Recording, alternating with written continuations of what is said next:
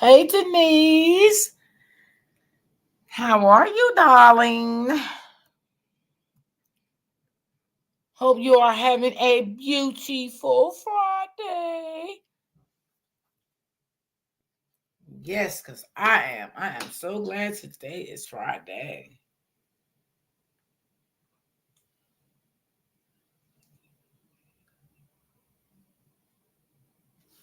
Denise, check your inbox for a minute.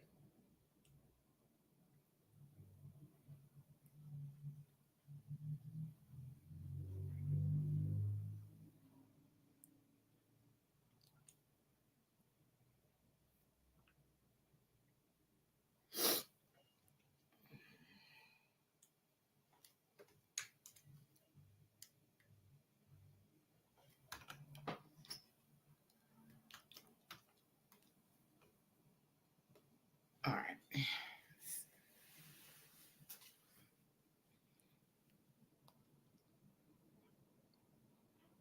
Hey, Dream Girl. Hey, everyone coming in. Hit the like button for me. Happy Friday, everyone. Happy Friday.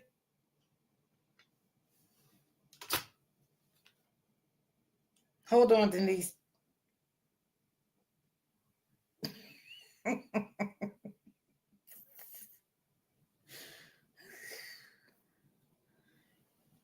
Oh, Lord Jesus, Denise.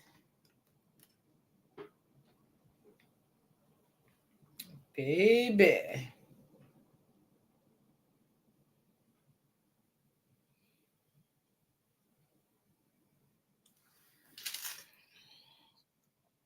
Brittany, what's going on, love?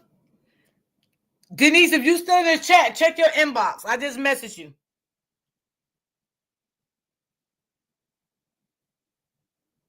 And we're going to talk after my live. Oh, Denise is over.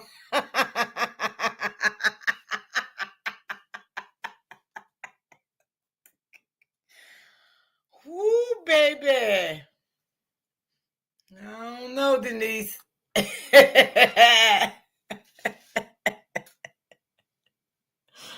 Lord have mercy. Help me, Lord, on this Friday afternoon.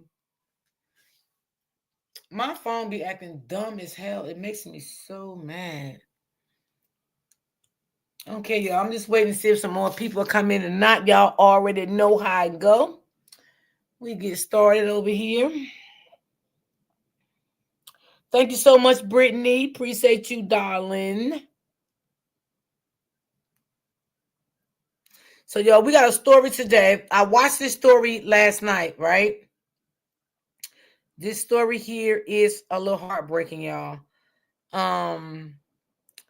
So I want y'all to give me your thoughts and your opinions after. Let me shut my phone off for a minute and shut it back on because it's going stupid today for some reason. I don't know why. Y'all give me your thoughts and your opinion on it. This was a foster parent that adopted these kids, and these kids was living in a house of horror. Okay, so I just want y'all opinion on it. You know, tell me how y'all feel about the story. It is a sad story. It really is a sad story. So, thank you so much, Brittany. I appreciate you, darling. I'm trying to get my phone back up now because I had to reboot it. Cause my phone be going crazy sometimes. Maybe I got too much stuff on it. I don't know. Maybe it could be why. Cause sometimes it just go crazy.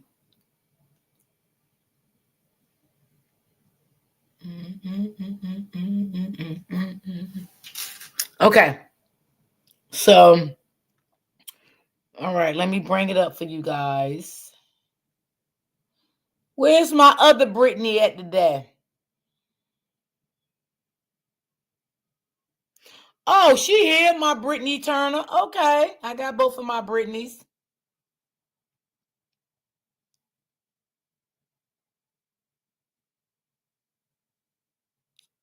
Wait a minute, what the hell? Hold on, y'all. Cause I think this is not the right story here. How did I get to this story? Now, how did it? Hold on, y'all. Give me a second. All right, I'm gonna check my inbox in 1 second, y'all. Whoever inboxed me, give me a minute. Give me 1 second. Because I thought I had the right story up here. I did have it up here. Shit, I know I ain't crazy.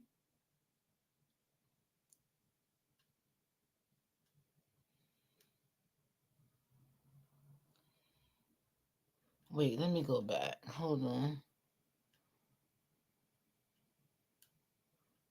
Let me go back. I think I went too far. I did have it up here. I don't know what happened. Oh, okay. All right, I think. All right, now let's see.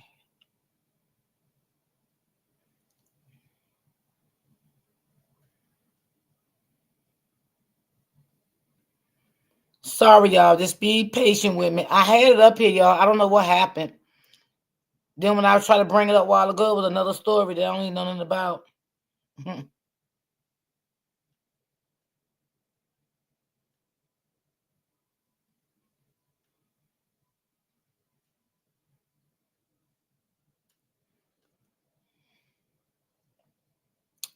to load it. Okay.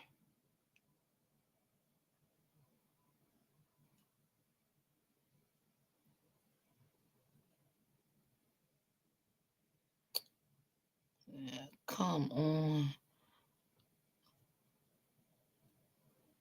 I don't know why I be doing this. When I put my story up there, it's like sometimes it'll be up there, and then sometimes I'll be looking like, okay, what happened to my story?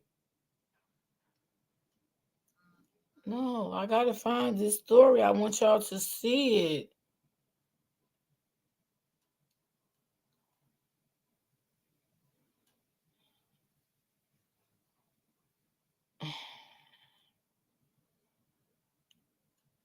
Okay, here we go. Got it. Got it. Got it. Got it. Okay, y'all, I'm going to bring it up. Now. Wait a minute. I got to make sure this is the right story here.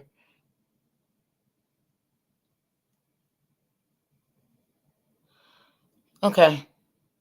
Let's go. Let me know if y'all can hear y'all can hear it when I play it. Hey Auntie Strauss, what's going on? Happy Friday, baby. Okay, and just put a 1 in the chat if y'all can hear it. Because I got it up on my end. She's scared. Like she's talking about being beat up. She's talking about having scissors to her throat, talking about pulling you off of her and you telling her you would have killed her. That's when we had an altercation. Right. We had an altercation. With scissors? How are they hurting Okay, this was a foster mother, y'all, that adopted these children. No. It's 2 And she p.m. treated them in like Piedmont, shit. Oklahoma, where police find a runaway child who reveals some alarming information.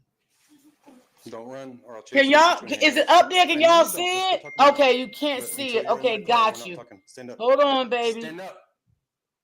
Got y'all. Yes. Are you going to listen? Okay. And I'm going to go back to the beginning. It's my fault, y'all.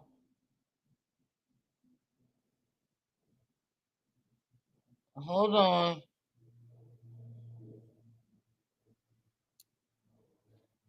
All right. Share screen. And I'm gonna take it back to the beginning. Just give me a minute. Okay. There. I'm just going to go around this building. What's going on? Why'd you run away? Okay, I'm gonna let me know if you can see it, Brittany. Put a 1 if you can see it. And I'm gonna take it back to the beginning.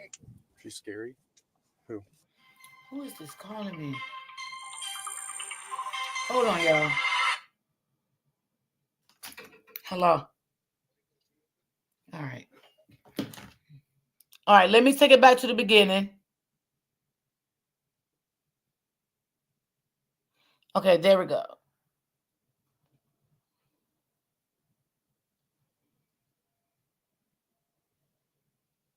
Okay, is it off?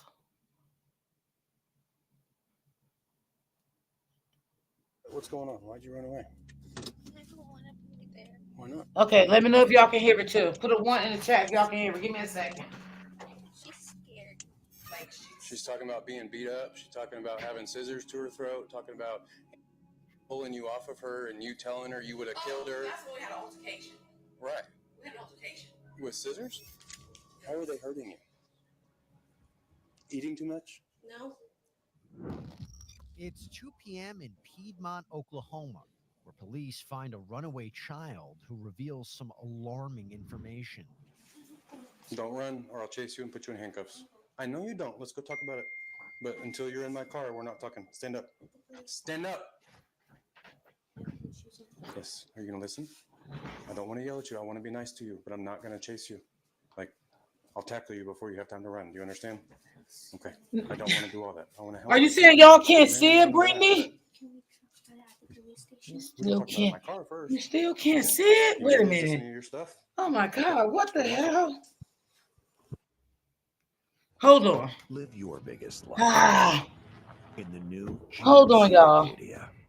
Current eligible lessees can get this low mileage. I don't know what I'm doing wrong today. All right. Present, share, share, share, share. Okay. Dog happily scarfing down There. every last bite. A fresh start starts now. Get your first box. All right, of let me Farmer's go Dog, back. 50%. Okay, now can y'all see it now? Put a 1 because I want to go back to the beginning. I want to go back. Can you see it now? I have located her. Let's put a 1 if you can see it now. That's it. Okay. I'm just going to go around this building. Thank you, Denise. Why'd you run away? Okay, let me take it back to the beginning because y'all probably missed some of it. So let me go back to the beginning. Okay, that's the What's going beginning. on? Why'd you run away? I don't want to be there. Why not? She's scared. Like She's talking about being beat up. She's talking about having scissors to her throat. Talking about pulling you off of her and you telling her you would have killed her. That's when we had an altercation. Right. We had an altercation. With scissors? How are they hurting you? Eating too much? No. It's 2 p.m. in Piedmont, Oklahoma, where police find a runaway child who reveals some alarming information. Don't run or I'll chase you and put you in handcuffs. I know you don't. Let's go talk about it. But Now, until this you're in part my right car, here, I we're didn't not like talking. when he Stand said up. that to her Stand up. because she's a child. Yes. And You gonna this listen? really brings tears to my I don't wanna eyes yell when at he you. I talked to wanna be her nice like to you, that. But I'm not going to chase you. But you know, he didn't know what he was I'll tackle dealing you with. before you have time to run. Do you understand? Okay. I don't want to do all that. I want to help you and figure out why you ran away and all that. But Can we talk about it at the police station? we can talk about it in my car first. Okay. You see, You this need girl to is so listen to your scared. You stuff. hear what she said? Okay. Can we No talk problem. about it at the police station? This girl is in fear of her life. I have located her. We are located now. I will call and cancel. Okay. I'm just going to go around this building. Man, this What's brought going tears on? to my Why'd you eyes run away? last night. I don't want to be there. Why not? She's scared. She's scary. Who? She's- The one who takes care of us. What's her name? Tina. Is that your mom? Yeah. What's scary about her? I'm scared to get in trouble because she goes to the extreme. She goes very far when she gets in trouble. Like what? What happens when you get in trouble? Denise. In the closet. Locked you in a closet? For how long? The longest You ain't lying, Denise. has been like 4 days. 4 days? When did that happen? Most recently. It was last year. It was around Easter. And what did you get in trouble for that made that happen? I was making my sister's food. You were making them food? I was sneaking. Hold on, y'all. Let me get the commercial off. sister's food that she gets from school. Why'd you get in trouble for that? Because I'm not supposed to. Make food? No, out. My sister. Denise, I can't get over you. She was bringing like snacks from school. Yeah. And I was having her. Hey, Rebecca, I ain't see you, baby. Hey, boo. So I could have some. And so when she figured it out, she tased me and locked me in a closet for 4 days. She tased you? Hey, everybody, this is a law and crime legal alert. So recent allegations against the multi-billion-dollar video game industry claim that video Oh, man. games are engineered Okay, for let's go. We don't want to hear that. claims include trying to make Okay, sense of we this trying to hear what magical happened to this hold baby. video games seem to have over people, where We they don't just care can't about put this. the Let's. controller down. Sponsors have taken on the industry that has at many times allegedly. Okay. I found this letter. And I'm sure you've read it. Now listen, y'all. Tell me about these letters. Sure, absolutely. I mean, why is she saying all this horrible stuff is happening to her if, She does that. It's how she vents. right? I mean, is it the truth? I mean, those are old. I wouldn't know. Like She's talking about being beat up. She's talking about having scissors to her throat, talking about pulling you off of her and you telling her you would have killed her. That's when we had an altercation. Right. We had an altercation. With scissors? No, there was no scissors. She was coming at me. Okay. But we can't pull it off because she was holding my hair. Okay. Right? And yeah, that did happen. That did Okay. happen, yes. How do you discipline these kids? I mean, I know we talked about it earlier. Do you spank Yes. them? No, Do you hit them no. ever? No, I've had altercations before. Yeah. There's been more than one. There's a time she ripped my necklace off of me, okay, and I held her. Tantrums, kick and punch. Yeah. I had to hold her down. Okay. Okay. Other than that, no. Typically, what does dinner look like here? I don't cook every single night, but dinner the kids will do either. Most of the time, the little ones like pizza, hot pockets, chicken nuggets, cup of peanut butter and jelly. The big girls. Jade, you want a flashlight? Like I just did beans. If you need it, I don't know. I just did beans the other day. You heard that right. Police uncovered a letter from one of the kids detailing the alleged abuse, including an incident where Tina allegedly held scissors to the child's neck. But that is far from the end of this story. The little ones eat at school, but the big ones, I'm getting up late and I ain't getting the time to work and everything. They do. I make sure they get milk. It's not cereal. Tell me about this.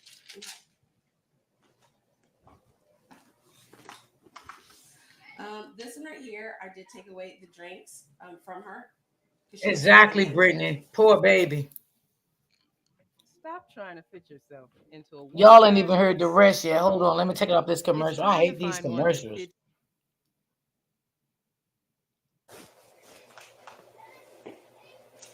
She writes stuff like this all the time, sir. You can talk to her. That about house this. looks filthy She does and this all the time. and disgusting. Yes. So why'd you keep this one like it's important? I didn't keep because it's It was in your closet I mean, I with kept, all your important papers. I kept all of these to show her and remind her, but I haven't got these out in forever, sir. I'm being honest. Like I don't think you are. I'm scared. Well, You should be probably scared. because you've been abusing your kids. No, I Look how skinny they are. You tell me you feed those kids. I do. Y'all, this cop gonna get No. very emotional. Tell you gonna have to leave. They like to eat noodles. What kid can get Those fat off of noodles? My kids. I feed my kids. Oh, they definitely noodles gonna every arrest time her. they She's get definitely gonna be out. At least arrested. not skin and bones They like eat this. noodles and crackers with it. And It's all spaghetti for and money. meatballs, Exactly, hot pockets, sis. And pizza and hot dogs and all kinds of nutritious things. Those kids are malnutritioned, Tina. Well, I give them canned vegetables. Does that count? That's healthy, yeah. Apples. Next, the officer reads a portion of the disturbing letter out loud. Explain that to you. I know, but here I am, and they don't have bedrooms, and they had cereal for dinner. Well, that's what they wanted. They got the choice, the option, and they have the choice of that. That's what they wanted. It's always what they want. What do you want? I'm not cooking tonight. If they want cereal, they get cereal. If they want a bologna and cheese sandwich, sir, they get it. Ask all of them. Yes, baby, I can see you. I just read your comment. What she wanted. I said, what do you want? When you said it's all for money, very She was sad. saying who's gonna get to That's eat so the true. now. She loves my cooking. My kids love my cooking. Dear God, I think she's going to kill me. I didn't do anything. You and I both know that. I have been talking to you, praying. This is the and little girl trying letter. to be polite, helpful, and respectful. I've been shutting out all the bad She said thoughts, she eats all the but it's food. no use. But I won't let their negativity and discouragement stop me. This is my year for as long as I'm alive. I'm going to change, but I won't let anyone stop me. I want to change, but if she kills me, I know that I was making changes to make me better. I'm going to be kind and respectful still. She held scissors to my throat.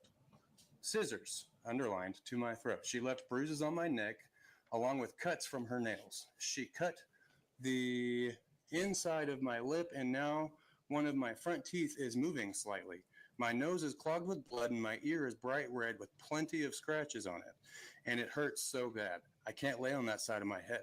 You know I could get her in trouble for that. And the fact that she said, I'm going to kill The her. adult is the with step, at is the least foster mom two that people adopted them. besides me that can verify that.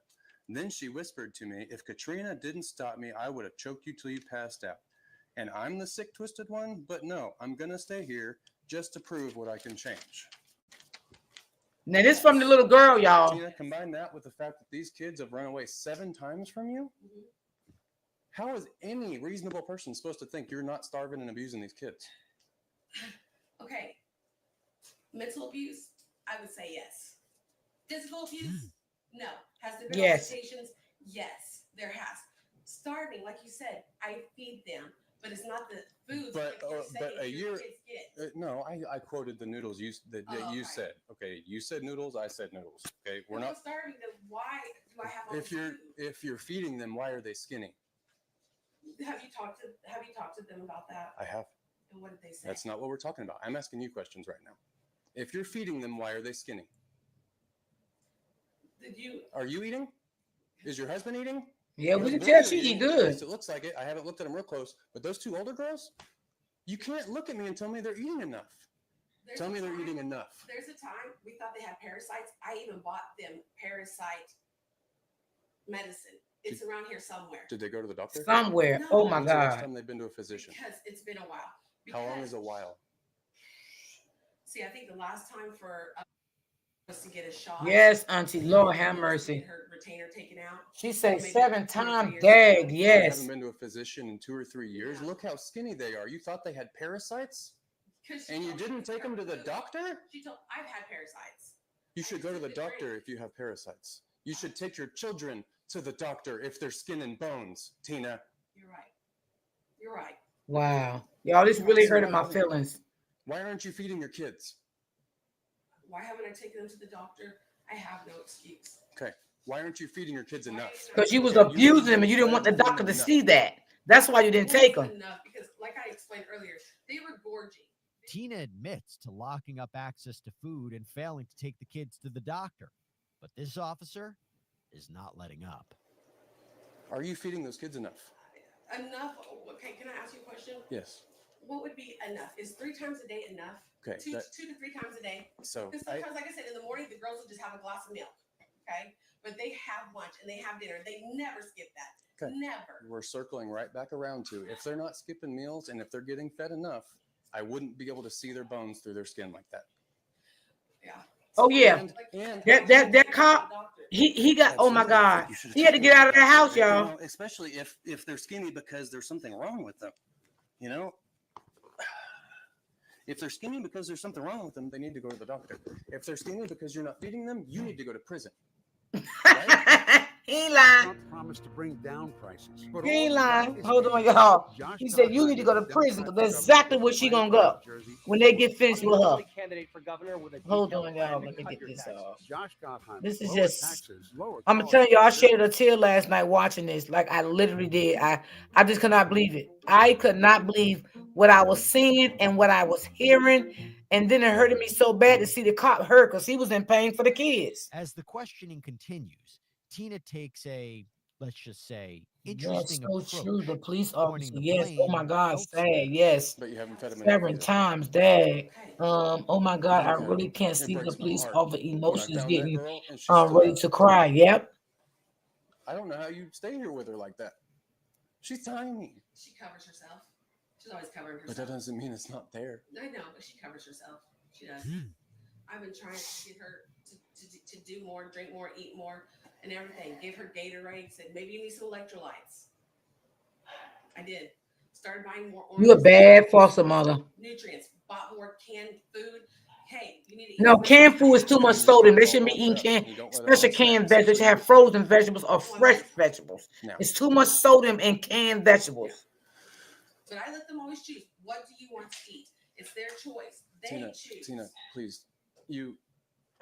I really am not trying to be mean to you. I know It's you're just not. You're doing your job. whenever you say You're doing your things, job. to me like I let them eat, I let them choose, I let them this, like all I can think about is looking at how skinny they are. So like they're not, and they haven't gone to the doctor, and there's locks on everything in this house, and I can't even count the cameras. I haven't started to.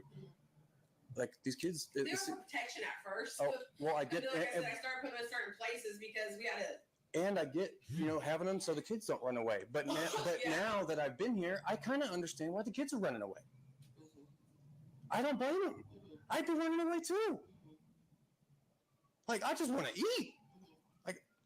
But when I've asked them why they ran away, it was never had to do anything with that. Tina, they're not going to tell you because you're starving them. Let's take a moment and rewind to earlier in the day when Tina was singing a different tune. This year, I threw a Halloween party for the kids. It was really cool. I bought a bunch of Halloween decor, and I bought a projector, a huge 84-inch projector. Now, y'all, on this one right here, the cops was called her earlier during the day, and she got away with it this time right here. Okay? But she tried to paint a good scenario to the cops on this first call during the day. And then set that up for them. Happiest kids ever. Yes, those They're kids like, need "Best to mom go ever." to And a they foster loved it. They home will talk that about will it take every care of time. them. Yes. So it was a lot of fun. I think they are going to be removed. I don't know if that's She's not going to get them back. Hours later, the quote, best mom ever, is not exactly living up to that title as the interview continues. Why is all the food locked up? To keep them from sneaking it, stealing it, things like that. Why? The freezer, you notice, isn't locked up. Just take her They to don't use jail. the freezer messing with stuff, but the stuff that they can get out. I know that's right, sis. Just take her somewhere, What's right? wrong with letting them, I understand keeping some control over it because I've got 4 kids. I have to do that myself, but I do that through parenting, not putting locks on everything. I understand that these are some devious. Hang on. Let me finish. Wait. Just let me finish my thought, please. No, absolutely. I understand you got some devious kids causing problems. You got to take that extra step. I get it. Yes. But like cameras, locks, they're running away constantly. They're writing letters, but because they're out of options. They don't know what else to do anymore. Like they're expressing their feelings on paper because they've got no one to talk to because they don't go to school and they don't go to counseling and they don't go to the doctor and all they do is sit around here and get starved. And what am I supposed to tell anybody that asks me why you shouldn't go to prison? What do I tell somebody? He doesn't look Because healthy I just enough didn't to feel be like a taking them to foster the doctor. parent. No. That's You've true, got Rebecca. $80,000 cars in the That's garage, true. but you can't afford enough food, so you lock it up. The interview keeps going on in circles until the officer decides he's had enough. Let's reconvene tomorrow because I'm getting frustrated and that's unprofessional, and I apologize for that. Actually, you know what?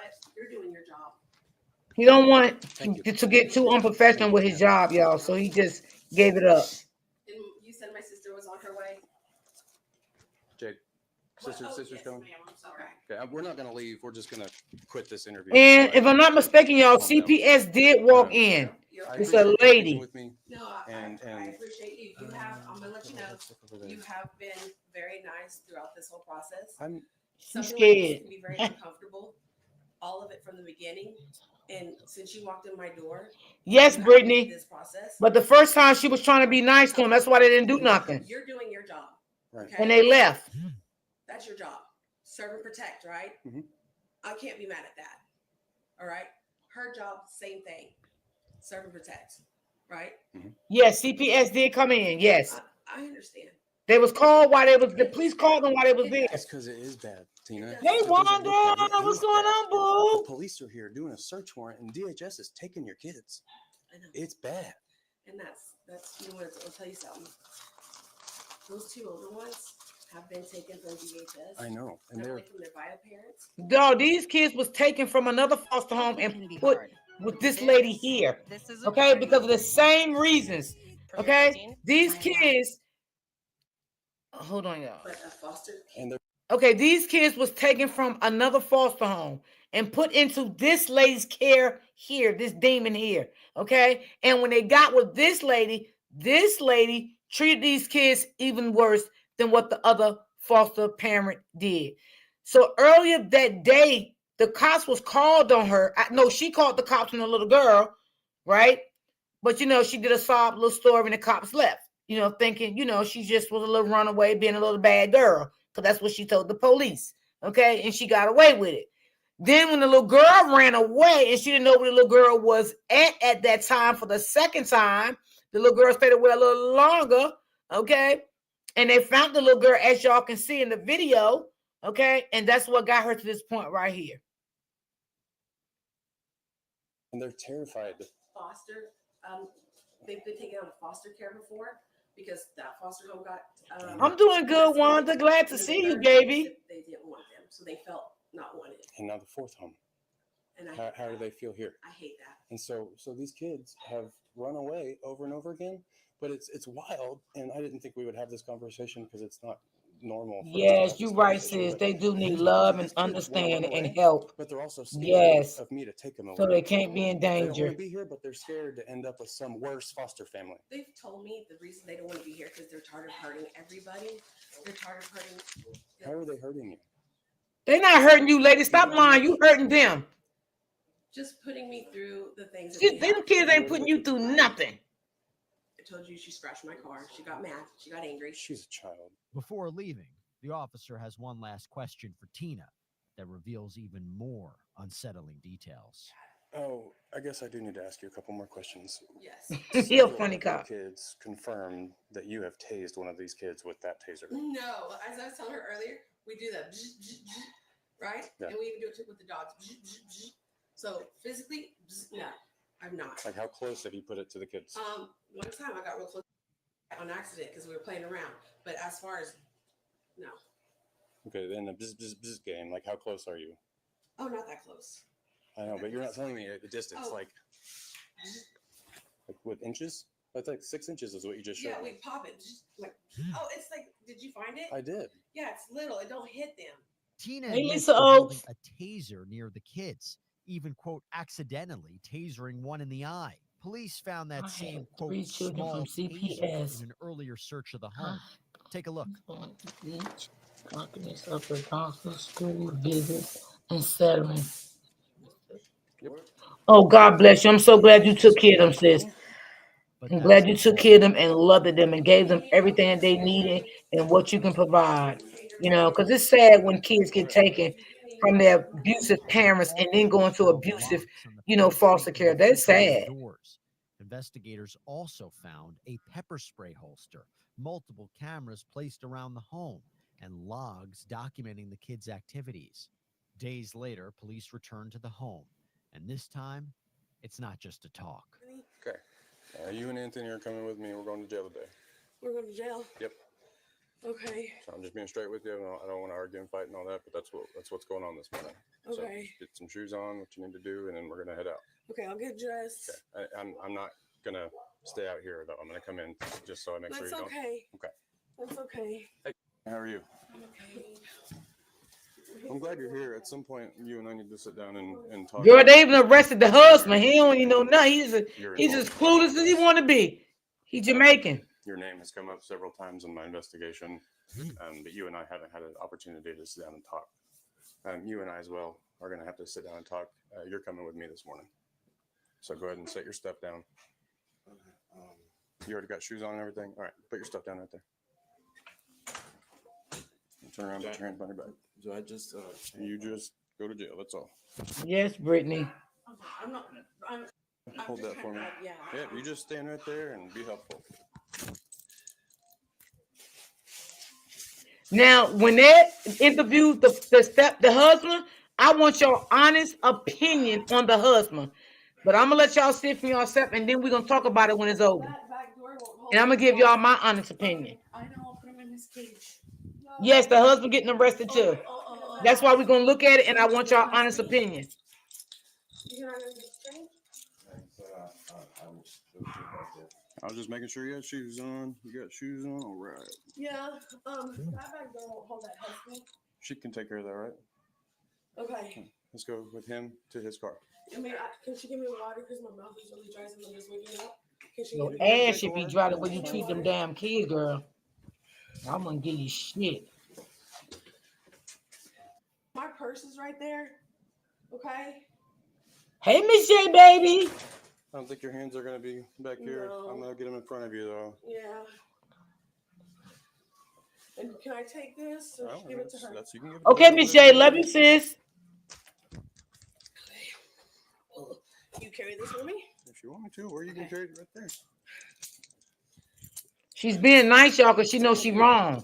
She knows she mistreated them children. I knew that I wasn't in good health. Then one day I went to get Hold my on, blood y'all. work Let me done, get this and the results commercial were off. not good. I was potentially going to take time. I mean, lock those so that, they don't get tight when you put your hands down. Separate them real quick. I can't see in there. To turn that off, you just say, hey, Ziggy, stop. Okay. Okay. This way. The dogs. What happens with the dogs? Girl, them all oh, Lord. Sort that out with one of your family. God, forgive me. I didn't even want to say what I want to say, Lord. Let me shut We up. have an animal control here in the city. I think that's you Piedmont don't? now. It's really surprising. We'll be in touch, okay?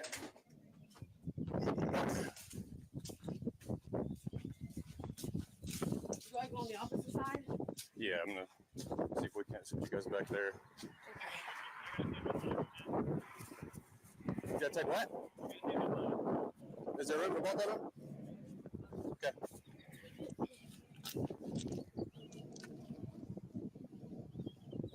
You want me to open it? Oh, I thought he was gonna do it. I'm so sorry. It's okay. Yeah, put yourself in there. Sorry about that. Tina and her husband, 26-year-old Anthony Ebazico, are both whisked away to jail, where Tina declines to speak with investigators. Anthony, however, does agree to speak with police. Let's see what he has to say.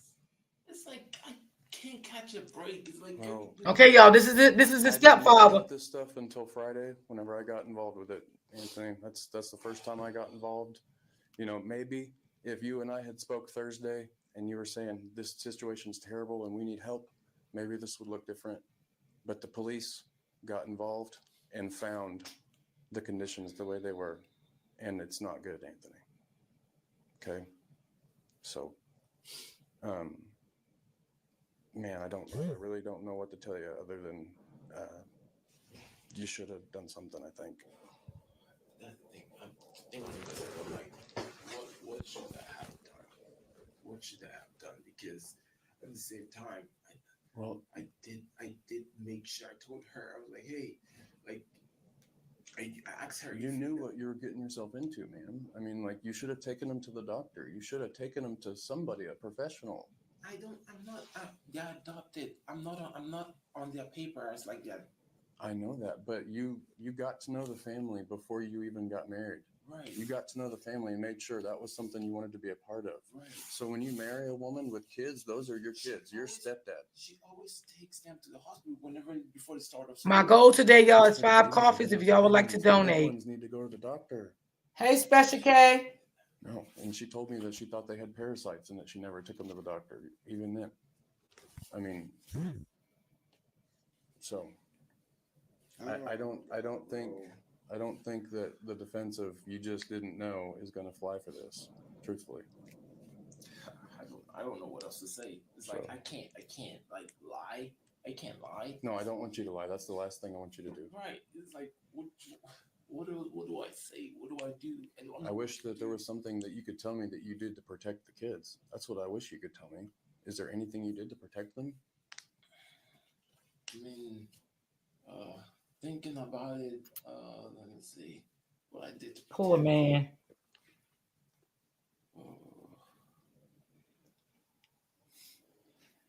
If I'm just trying to think hard. Auntie Terry. And things I did to protect them.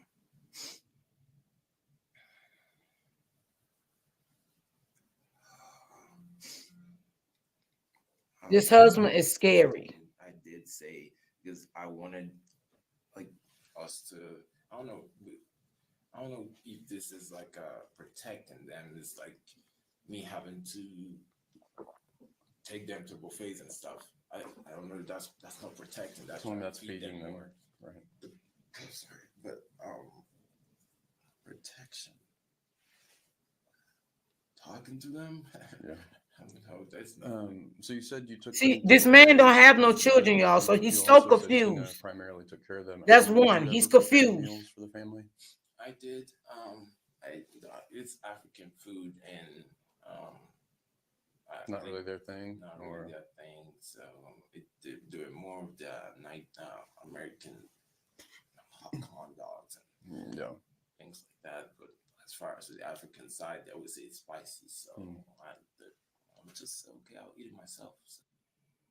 When you look at the world, what do you see? Hold on, y'all. Let me get it. She said, wrong question.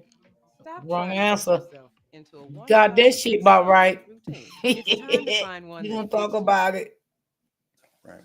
Anthony has trouble determining what he did to protect the kids and goes on to indicate he didn't really play a part in helping to feed the family. And then all I just did was that I just kind of made rice and just ate the stew that's in the fridge, or I buy noodles. And there's some African noodles that I eat, and that's I cook for myself, and that's it. Okay. You know, you understand what you just explained to me, right? Mm-hmm. You don't feed the kids. We feed the kids. You don't feed the kids, right? You said it's her responsibility. Yeah, she's the okay, one. but she's not feeding them either. Is what it looks like. No, she says she feeds them, and I did tell. I asked Do you her. see her feed them? Yeah, in front. There was one time when I had this argument with her, I watched her. She doubled, like, there was a time they were eating like What argument were you having with her? It's mostly about this kids, man. It's like I always tell her, hey, like pretty much with the two first I was like questioning, like, why the hell do you have why do you have to all these logs, blah blah. And then she goes, well, it's because they every single time trying to run away, so I'm trying to stop it from happening. Then all of a sudden, cameras.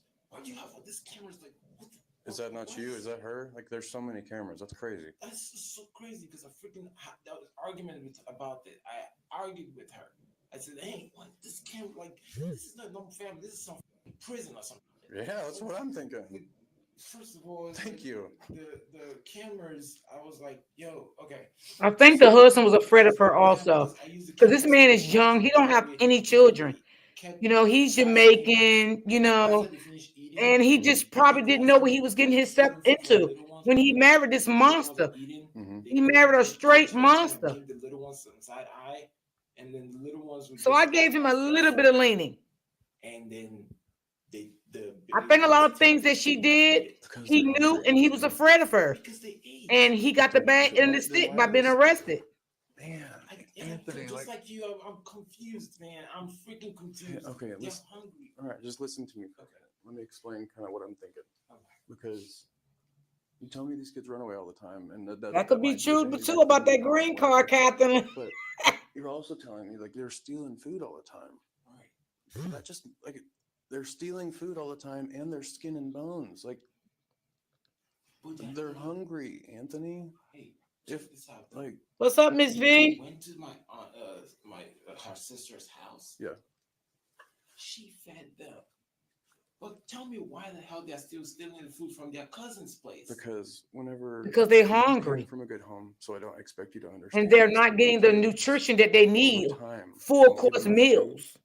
It's kind of like a dog. Like, have you ever had like a dog or an animal that Oh, you went on too break? long Okay. without food and stuff, and they just want to eat, and you got to kind of stop them because they'll eat too much and they'll throw up, and you know, it's so whenever an animal or a child Sounds or like whatever she's blaming everything on her. Yeah. gone without adequate food, they're going to want to eat everything all the time, just as a psychological thing.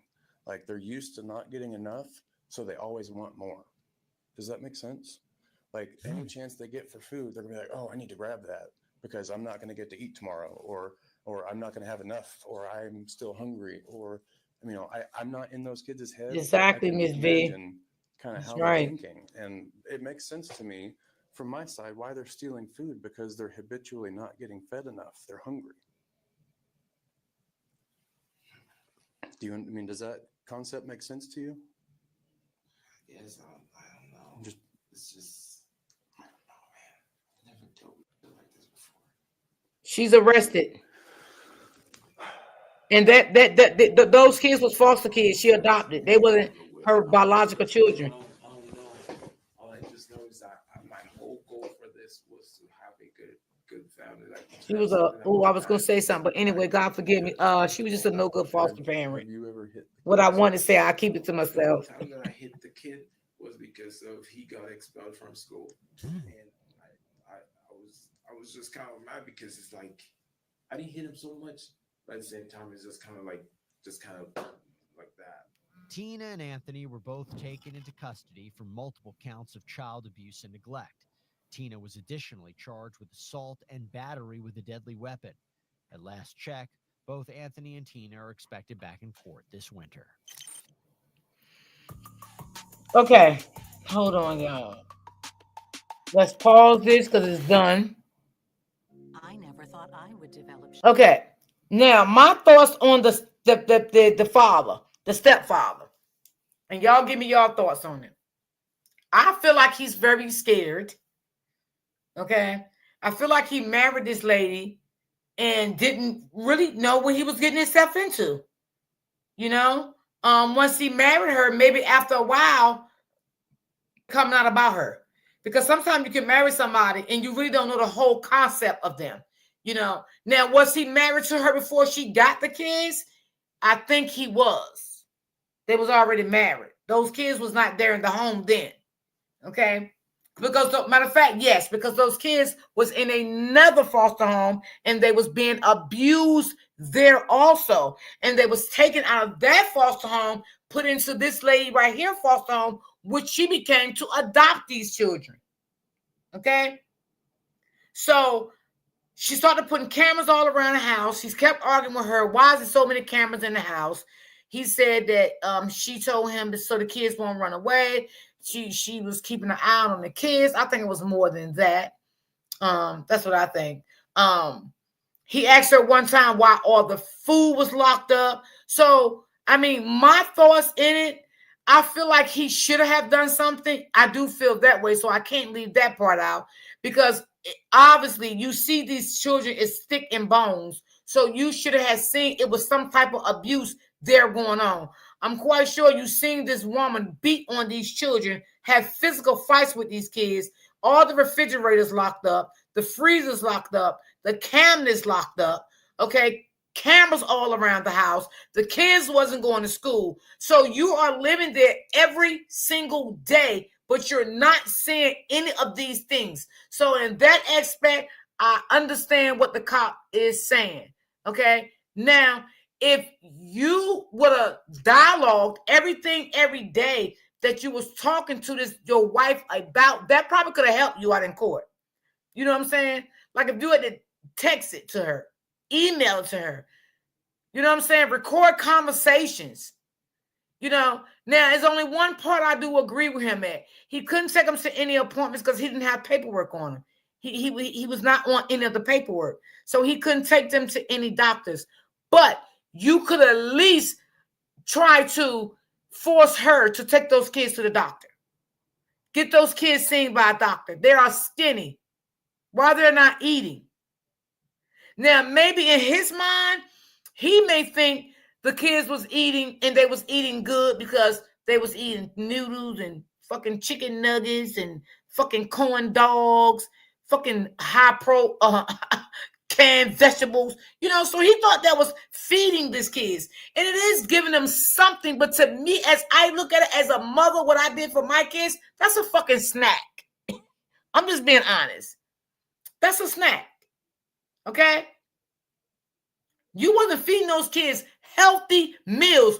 Where was the greens? Mashed potatoes, macaroni and cheese, cabbage, goddamn collard greens, goddamn smoked meat. I'm just saying, y'all. I'm just throwing it out here. Okay? Because I have seen white people now, don't get me wrong, can cook, okay? And cook good, just like we cook. So where was that kind of stuff? You talking about something every time you go food shopping, you buy cans of spaghetti and meatball. Who the hell want to keep eating that? Like, you can't be serious. He could have called CPS on her, right? And they would have never even told her that he called CPS. They would have never told her because they don't tell you who called CPS on you anyway. You know what I'm saying? So I do agree with the cop. Like, you just in much fault as she is because you sat there and seen these kids, being abused by this woman. Now, do I think he was scared of this woman? I damn sure do believe that. Do I think she was a manipulator to him? Yeah, I sure believe that. Do I think she was a manipulator to those children? Absolutely, yes. Do she ever think that this was not going to come a day to one of those kids going to run away and turn her in? No, she did not. Nope. And you know that letter that cop, y'all heard the cop read that letter? God made her save that letter. God made her save that letter because that letter saved them children. Okay? Oh, yeah. Those kids need vegetables. Exactly. No fruit. No, nothing in the house. Like, lady. Lord, let me shut up because I don't want to offend nobody. Because I was going to say something a while ago, y'all. Because she made me mad, okay? Good morning, Berry Boots. What's going on, boo? All that canned veggies, it's not good for nobody. I don't even buy canned veggies in my house. It's high protein. It's not good. Thank you so much, Brittany. Yeah, I don't even buy canned veggies. So I agree with Brittany. You know, all y'all making good sense. You know, you're making good sense. I like y'all reply back from it. I feel bad for him.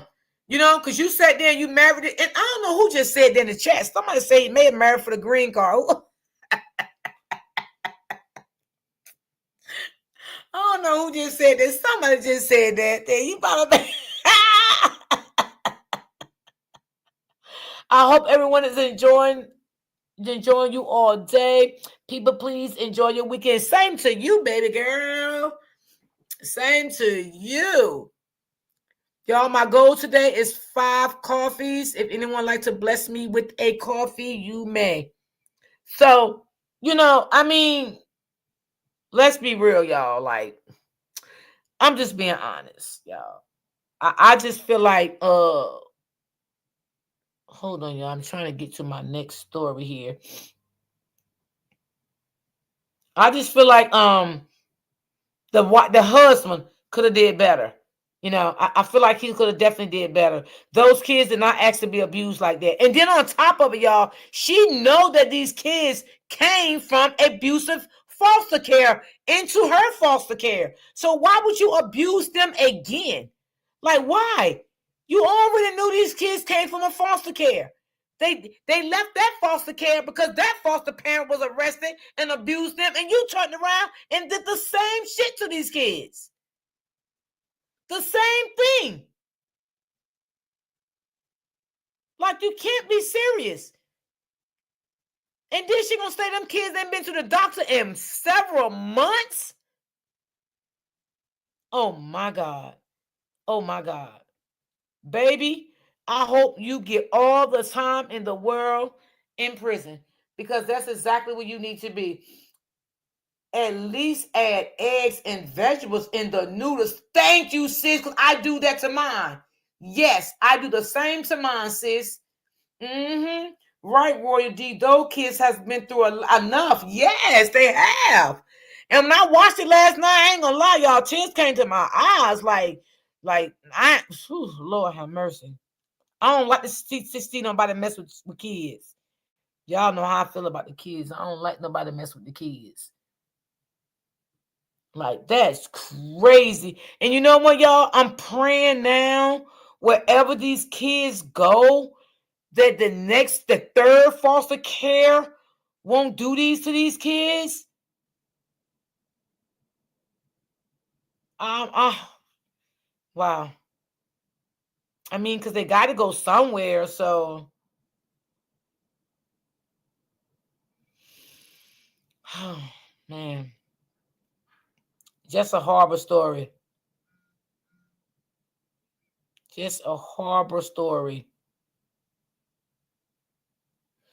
Okay, I'm trying to get to my next story, y'all. I hope I can find it because this other mother here, ooh Lord, some people just don't need to be parents, like literally.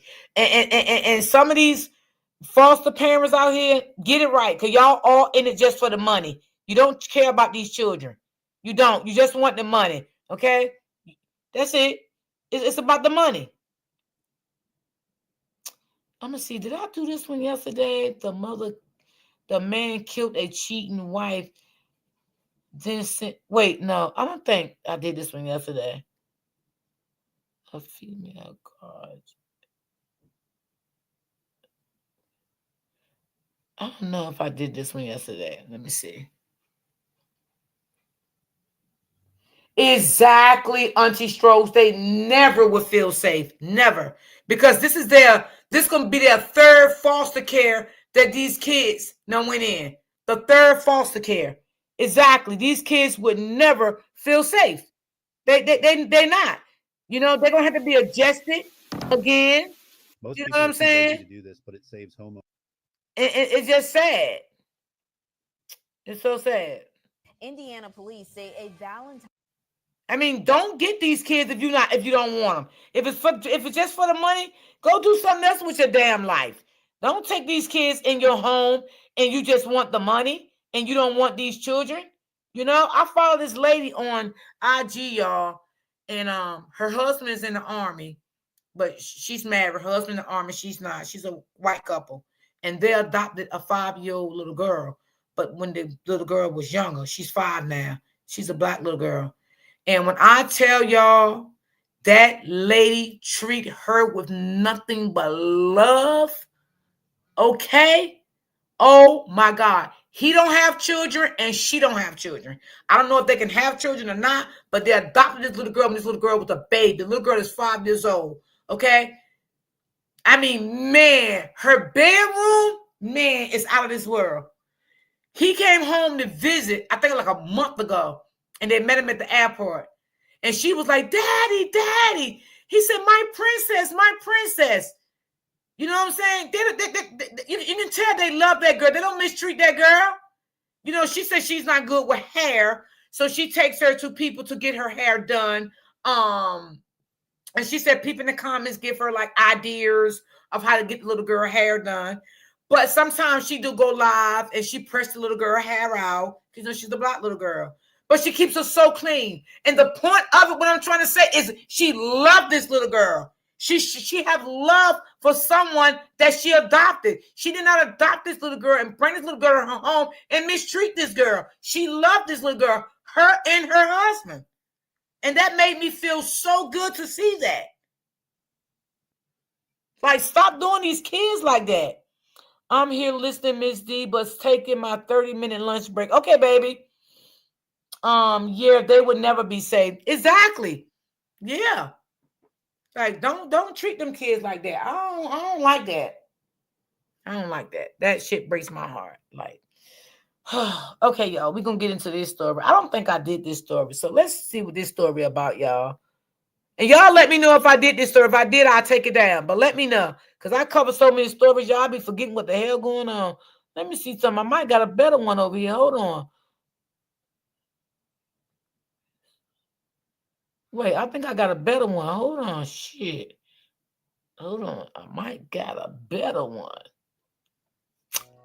What can disqualify you from getting a life insurance Hold policy? on. With us, nothing. If you're age 45 to 85. A young mom who had dreams of becoming a nurse. A joyful 2-year-old. Let me know if y'all can hear it now. Found dead, stabbed to death in a Connecticut apartment. The man accused of this horrific crime, the child's own father. Police say the 26-year-old man tried to make a run for it, allegedly leaping from a second-story window in a last-ditch effort to escape. But his alleged plan failed. Neighbors reportedly had already called 911 after hearing screams from the apartment. When the officers arrived, they found a gruesome scene. I'll walk you through this story. For Law and Crime News, I'm Kennedy Walker. 26-year-old Javon Fletcher is behind bars, accused of a crime so brutal it's hard to comprehend. The stabbing deaths of his girlfriend, Haley Miller, and his son. Thank you, Taj two Fletcher. queens, for the coffee. I appreciate y'all so much. Thank you so much to my beautiful two queens. Thank you. What we do know is both of them leave behind grieving family members. Baby Tanaj was just 2 years old. A GoFundMe page described the toddler as a bright light full Exactly, of Brittany. energy and an infectious joy that could lift anyone's spirits. Look Haley at him, was so 9 cute, years right? old. She's not Tanaj's mother, but does leave behind a child of her own. Her family told WFSB News that she wanted to be a nurse and was dedicated to giving her son the best life possible. She had just moved into her own apartment, excited for a fresh start. But instead of building a new life there, it became the place where hers came to a tragic end. According to West Haven Police, on February 15th, around 8:50 p.m., dispatch received multiple 911 calls reporting screams and cries for help coming from Haley's apartment. Moments later, callers allegedly reported seeing a man, later identified as Javon Fletcher, hurl himself through a second-floor glass window, landing on the walkway. By the time officers arrived, Fletcher was on the ground injured. But inside, they found a scene far more disturbing. Police say they found Haley and a 2-year-old boy, identified by family as Tanaj, dead. Both reportedly suffered multiple stab wounds. Fletcher was taken to a hospital for treatment after injuring himself from the fall. He was later arrested and charged with 2 counts of murder, 2 counts of murder with special circumstances, and 1 count of risk of injury. And here to discuss this with me is trauma specialist and therapist Sherry Botwin. Sherry, thank you for joining me today. Thank you for having me. So let's just dive right in. The suspect, Javon Fletcher, is accused of allegedly killing 2 people, including his 2-year-old son. Can you just explain what makes a person kill, let alone kill their own child? Right, Brittany? In this situation, it sounds like this is a person who has so much pent up. One day next week, I'm gonna get Blueberry Boost up here on one of her days off to talk about some of the foster parents and stuff that do things like this, because she's in that field. Violence, or even just the way that he thinks. You know, one of the questions that I have when I hear about these type of crimes is this a person who is mentally unwell, or is this a person who's just so angry and has pathology that he doesn't really have any respect or concern about other people, and the fact that these are actually human beings, that he's taking human beings away from people that love them, and supposedly he loved them too. And in your experience, you know, just the victims' families, how do you think the child's mother, Tanaj's mom, processes something just so horrific? I think in a story like this, I don't think there's a lot of processing that happens until time goes Hey, by. open book. No, When sis, a I ain't family saying member that. experiences this type of tragic loss, there's usually a lot of shock and disbelief, and it can take weeks or even months to actually really let What's yourself going on? know Open book, the baby. reality of what just happened. And Javon Fletcher, he is accused of stabbing both victims. From just a psychological perspective, what does using a knife in a crime like this say about the suspect's state of mind? What it says to me is this is a person who is acting in a fit of rage with someone he's Oh, very okay. close to. When someone I know you're uses a tired. firearm, there's usually a level of distance between the person committing the crime and the person that's getting hurt. When a criminal or someone who commits this type of homicide is using a knife, it's almost like another way to help us understand this was an intimate partner situation. He killed his partner, and he did it in a way that was very violent and very close. There was no way that she was going to be able to escape that. Right. And this is all, you know. We give up so Hold on, much y'all. Let me freedom take the commercial as a off. service member when we deploy that 99% of the country just doesn't know. Alleged he is accused of these crimes. Are there any common psychological traits or disorders seen in parents who commit homicide? The ones that commit homicide, when they go through the psychological testing, what they will find if there is a mental health issue is that most of the people who commit these crimes are being diagnosed with things like schizophrenia, bipolar disorder, major depression. We don't know yet with this alleged criminal what the issue is, what the psychological tests are going to show us. But in most situations, when there's a mental health disorder, it's a severe disorder that is incapacitating the person, and the disorder is creating some awful thoughts. In this case, and again, we don't know this yet, but in cases like this, what we could find out is that part of his symptomology might have been homicidal ideation, homicidal urges. When a suspect is arrested for a crime like this, do they typically show remorse in these types of cases, or is there a psychological detachment?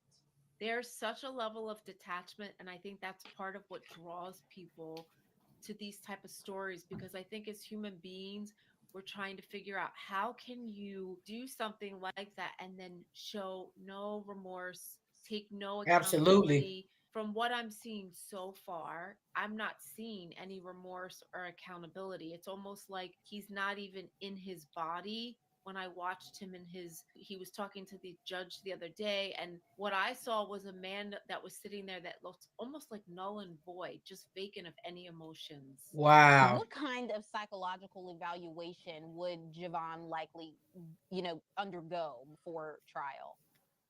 There's going to be a whole bunch of psychological testing that he would need to go through. The psychologist is going to look to see, is there any type of undiagnosed mental health disorder? They're going to look at things like what was behind the crime. Was there a reason? Had they gotten in a fight? Did he find something out that really made him mad? Was he having hallucinations? Was he having delusions? They're going to probably do a pretty in-depth look at his history. What kind of childhood did Exactly, he have? Brittany. Was there any violence that he witnessed growing up? So basically what they're going to do is they're going to interview him, and they're going to do a whole bunch of testing to look at his background, the relationship that he had with her and the kids, just to try to figure out what actually happened that caused him to snap and allegedly commit such a horrible crime. If mental illness is a factor, how does that play into legal defenses?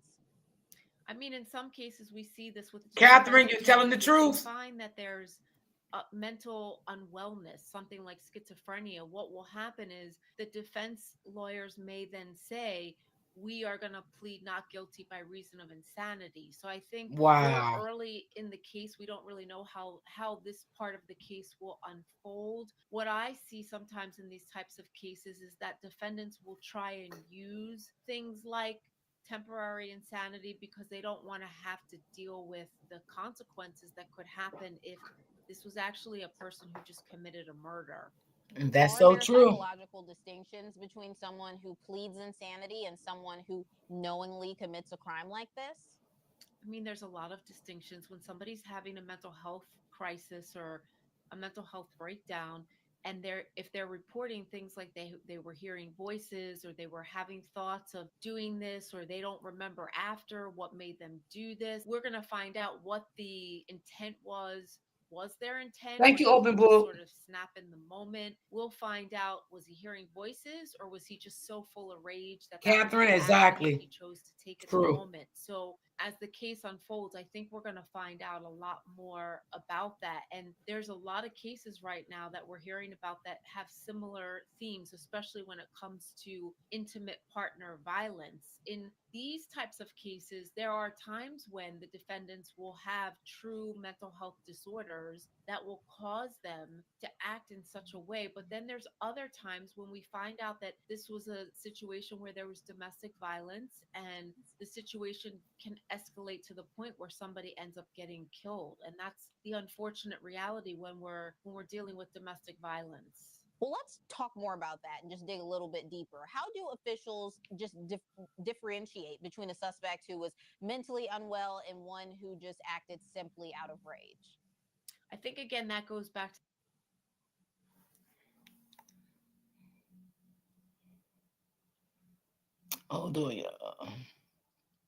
to the psychological evaluations and the testing. psychologists have different scales that they can use and different questions that they can ask where they can really assess for what were the circumstances, what was happening right before the crime allegedly happened, what was Yes, happening Captain, I last read that week, a too. month before. With appropriate testing and conversations, I think they'll be able to figure out if this is a person who just on a whim acted on a terrible impulse. Thank And you, just Open Book. Love you, think, sis. or Thank you if so he is much. someone that has a mental health Appreciate disorder that. that was Thank maybe you. not being treated, and unfortunately then she becomes the victim or he becomes the person that perpetrates this type of crime. We'll find out. We don't know yet, but I think that's one of the things that's important in cases of domestic violence is really doing some integral or in-depth interviews with the perpetrator or the alleged criminal, because that's how you find out. He on his own will not be able to explain what happened, what caused him to act in this way. That's why it's important that they have forensic psychologists. So are they trying to say he really may sit down be with these off a little defendants so that they bit? can find Wow. more out. So, what role does impulse control or lack thereof play in crimes like this? I think the lack of impulse control is what puts people in these types of situations in so much more danger. Clearly, in this situation, it seems as though something must have happened and the alleged perpetrator snapped, and he wasn't able to maybe even identify that he was having the urge to be so violent. But it's very dangerous, especially in situations where there is any type of domestic violence. What kind of trauma do the victim's loved ones experience in cases like this?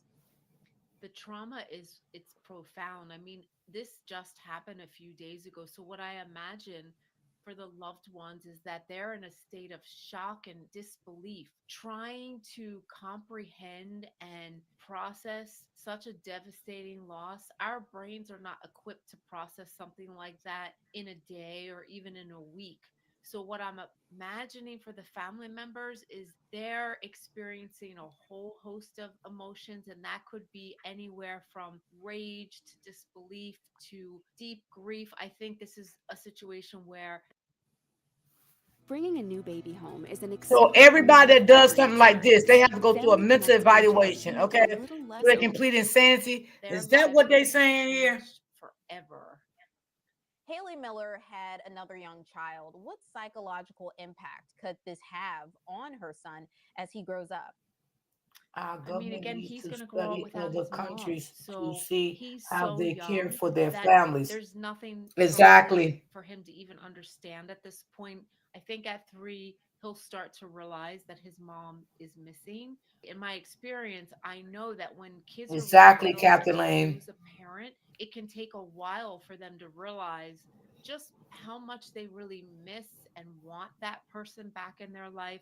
I hope that he'll have some memories of her as he gets older. This little guy is going to need a lot of love and support, and I'm he's sorry, going to grow but up this without his that mom. bullshit to Can we me. talk more about that It support? knows. Like, if Let me you hold on. were Let me get over his here. family, like, what do you recommend his family does to help him just grieve and cope with this loss?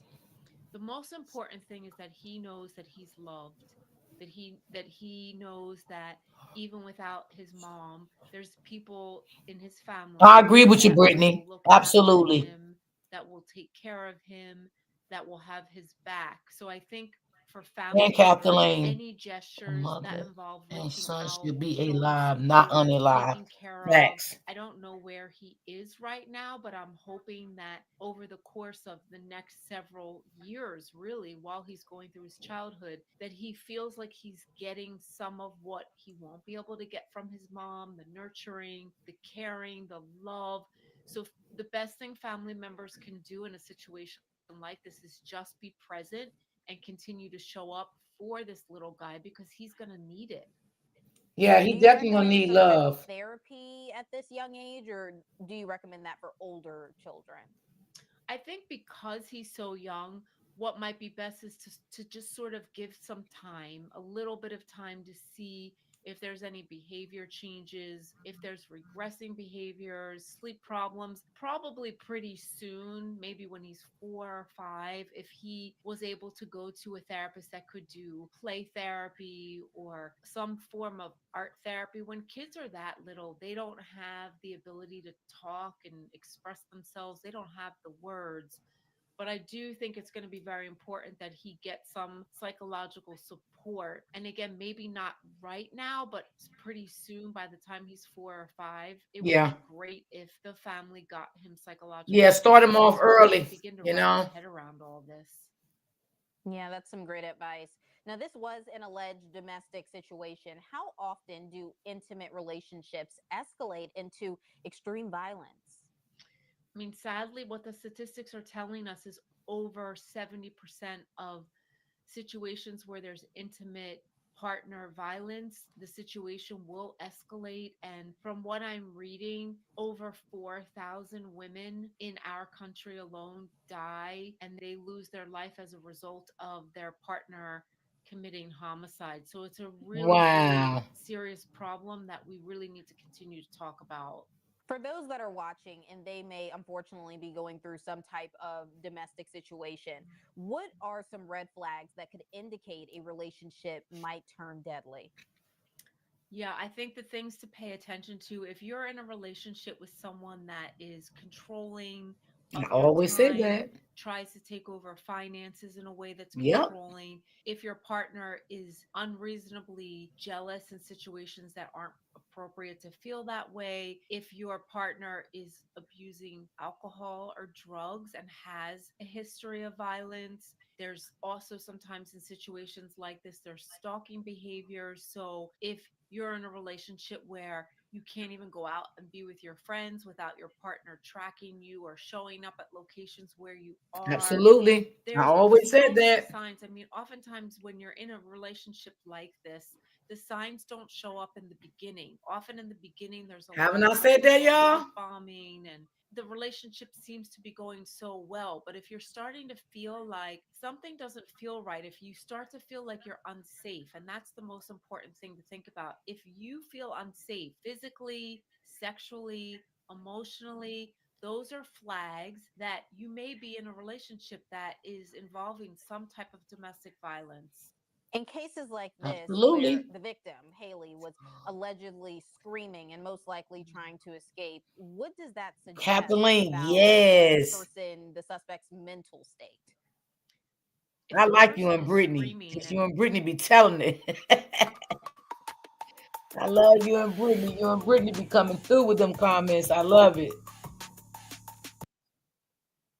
the alleged perpetrator is continuing to commit such a horrible crime, what I'm thinking is that he wasn't really present. He was so in his rage that I don't think he could see what he was actually doing.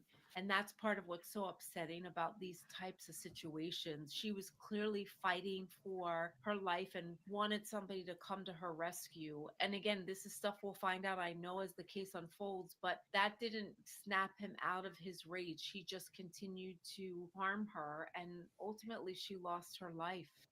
Does a crime of this nature typically indicate premeditation, or can it be just an act of sudden rage? From what I know, when someone uses a knife, there's not usually as much premeditating that goes into that. That can be more of a spontaneous, impulsive type of situation. I don't know if he was premeditating, thinking about, but from everything that I'm hearing about this particular case, it sounds like something must have happened in that moment before he decided to grab the knife, and he just went on a tyrant and really just acted in awful ways, allegedly. Right. Yeah, all of this is alleged. Yes, What can Kathleen. be done on Yes. a larger scale, whether through mental health resources or intervention programs to prevent domestic violence from escalating into murder? I mean, the one thing that I'm thinking as we're sitting here is just even having segments like this where we're actually talking openly about domestic violence. There needs to be more education. There needs to be community outreach. And I think, especially for people in relationships where there's young children, the parents are young, just being able to let people know what are the warning signs and what can you do. Because a lot of times when people are being abused by a partner, they don't actually know what they're supposed to do. You can go to therapy and that's great, but I think the most important thing to do in domestic violence situations is figure out how to set up a plan and get yourself out of there, because I think you have to consider. Don't I always say that? Come up with a plan to get out of there. Dangerous. You don't want to just get in that person's face or tell that person that you're about to leave. You want to make sure that you tell people first, that you have a plan. Don't I always say that, y'all? Talk about things like domestic violence, even starting with kids in middle school and all through. She's saying everything I said, everything I always tell y'all. In the community, we would see that the statistics could possibly be a little bit less. Right. I'm hoping that, this advice saves at least one life. Thank you so much, Sherry. We definitely appreciate it. Thank you. Javon Fletcher is being held on a $3 million bond. According to WFAB, Good. Let him Fletcher stay is due there back in court next month for a probable cause hearing, and in the meantime is not allowed to communicate with the victims' families. He is allegedly now on suicide watch. For Law and Crime, I'm Kennedy Walker. Suicide watch. Ain't that something? But y'all, don't I always say that? Plan out what you're going to do. Be careful who you tell it to. Don't tell it to everybody, because everybody might not be for you. They may go back and say, well, where you going, what you're trying to do, so you always got to be careful of who you're telling your secret to. So, I always say that all the time. I like to talk about stuff like that, because this is real life. Let me see. A husband paid $2 million to kill his wife and new girlfriend. Well, Lord, let's listen at this one. And then we're going to have a little conversation before I get off here. An estranged husband stands before Okay, let me know if y'all can hear this one. Thanks, Roy D. I just gave my honest people, but sometimes they need to be done. Something need to be done about this. And yes, you do, Roy D. Roy D. Thank you so much, Brittany. Based on a personal grievance. Yeah, I try to talk about domestic violence all the time, because domestic violence is never going to go away. We would like for it to, but it's not. $10,000 to two men to do it. For Law and Crime, I'm Chris Stewart. We have an update on this love triangle story that we've been following out of Illinois here on Law and Crime. Many people in tiny Madison County, Illinois, not far from St. Louis, are mourning the life of Portia Rowland, who's the person you see right here. Before I get into the latest developments from the courtroom and how Rowland became the alleged target of a scorned and jealous ex, let's get you caught up on what police say happened on the morning of January 21st. Police say the victim, Portia Rowland, was shot 4 times as she left her house to start her car. Upon activation, Wow. Investigators Wow. on Tuesday morning, they had very few leads to work with. Through their hard work, their determination, they were able to take what information they had and turn this into very substantial leads. Those leads were able to quickly identify a suspect vehicle, which was tracked to an address and a location in Missouri. In this news conference, authorities said that by tracking the suspected vehicle, they were able to arrest this man as a suspect. His name is Marty Shaw. The prosecutor actually mentioned that license plate readers led them to Shaw. If anyone doubts the effectiveness of license plate readers in our communities, I would use this case as a case in point of how effective they can be. Now, when we talk about license plate readers, they can be a controversial topic. Some groups like the ACLU have criticized them because they're concerned that they could be used for mass surveillance and violate people's rights. But in this situation, police say it's what allowed them to crack this case. Police say after arresting Shaw, they arrested Gary Johnson on an unrelated felony, but eventually determined he was allegedly involved. They say Johnson was the shooter. This story Shaw is was behind weird. the Yes, it getaway. is, Brittany. But the arrests of Shaw and Johnson are really just the beginning of this story, because police say allegedly there was someone who was pulling the strings of this plan to murder. Over 80% of women That's who crazy when take you're vitamins said they somebody feel you positive married, you change think you and love, ready supposed to to be feel with you better. forever. Black girl. You know what I'm saying? And do some stuff like this. This is That person, It's according to crazy. police, is Sammy Schaefer, and that's really where we start connecting dots in this case.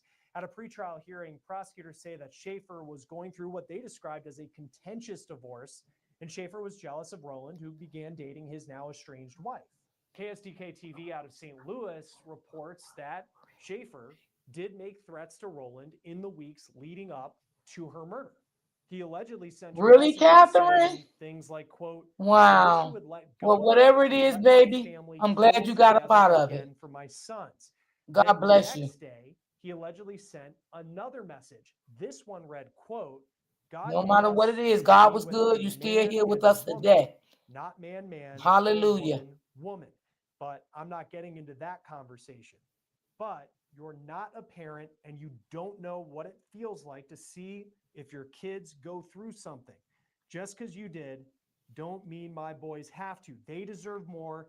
And if you'd stay out of this and move on, it would be better. Detectives say they've also spoken with Schaefer's now estranged wife, who claims that she was growing concerned that Schaefer had been tracking her with GPS devices. Now, how did Ooh. Schaefer get in touch with the two Sound men like a that he stalker allegedly to me, hired to y'all. kill his estranged wife's girlfriend? Attorneys say Schaefer paid Johnson and Shaw $10,000 and left the money inside excavation equipment at his home for them to pick up. In the pretrial hearing, Schaefer's defense argued that it's unfair to trust the narrative that we just laid out for you, which is what prosecutors are saying, because they say the majority of the story is coming from Shaw, who's the man that Schaefer allegedly hired for the murder and is facing murder charges himself. So that could be a major strategy for the defense if this does go to trial. Now, even though the defense tried to get the judge to release Schaefer ahead of trial, the judge sided with the prosecution and Schaefer will remain behind bars. Then on Friday, we had the latest court hearing for Schaefer to enter a plea to these charges: 2 counts of first-degree murder and 2 counts of solicitation murder for hire. Here is Schaefer's hearing on Friday, which, by the way, was on Valentine's Day. Good morning, Mr. Schaefer.